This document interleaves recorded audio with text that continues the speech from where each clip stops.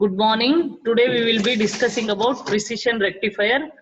We will be discussing about two types of precision rectifier, precision half wave as well as precision full wave rectifier. We have already discussed in the theory the applications of precision rectifier.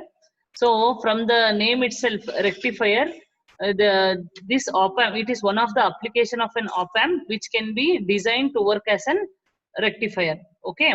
So the function of the rectifier is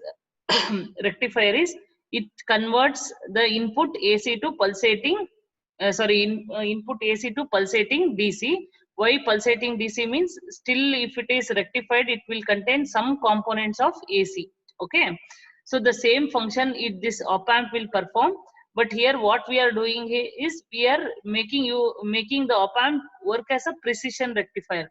So what is so special in precision rectifier means it can rectify the input voltage less than 0.7.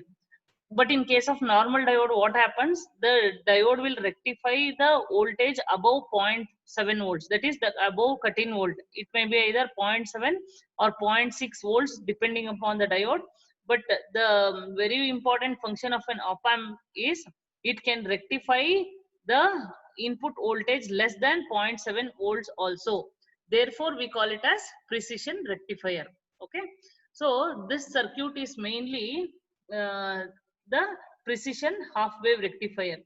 See, half wave rectifier means we are using only one diode. The diode we are using is IN914. This is one more diode. If we can modify this same circuitry in order to make it work as a full wave rectifier.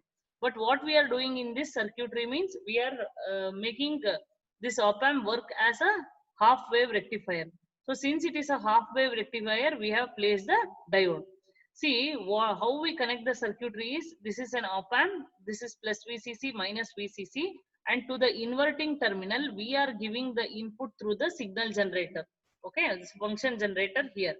See, we have kept the input frequency for 1 kilohertz and amplitude as 5 millivolts peak to peak. So why we have kept 50 millivolts peak to peak? Why we have kept 50 millivolts peak to peak means, see, already precision means it can rectify for less than 0.7 volts. So we have taken this as less than 0.7. So that is the input signal that is fed to the input of an op amp to the inverting terminal. Okay. See, first what happens during positive half cycle? During positive half cycle here, the positive input waveform appears at the inverting terminal and the positive terminal is grounded. So during the positive half cycle, this will behave like an inverting amplifier. Okay, see here it is inverting. So what happens at the output? It will be phase shifted. So positive input will become the negative output here. So for the negative cycle, when I give the positive input here for positive half cycle, the output will be negative. Okay. So for negative input, what happens? The diode, this one, the diode D1 will be forward bias and the circuit is complete here. Okay. So for positive input, the output is negative here because it is phase shifted, because we are giving the input to the inverting terminal. So when the output is negative, this diode D1 is forward bias and the diode conducts. So the circuit is complete. So we are obtaining the output. Okay. So where we have shown the output here, look here, please trace the circuitry. See, we have, this is the output of the diode. What we have done, we have connected here directly to channel A of this oscilloscope. Okay. See, I will show you the output. So you are getting here. This is the output you can see. So for positive half cycle, this for positive half cycle, one second, channel A. For positive half cycle, the diode is forward biased. Okay, then you are getting the output like this. Okay, so for negative half cycle, what happens? For the negative half cycle, the diode is reverse biased and it is an open circuit. We are not getting the output there. Okay, so this is about the precision rectifier. Now we can convert this precision half wave rectifier to full wave rectifier. So how to connect that means, see, you have the diode D2. So place that, bring that diode D2 and connect it to this point. Connect it to this point. The diode D2 I have connected here, and what I have done, where the output connection is made here.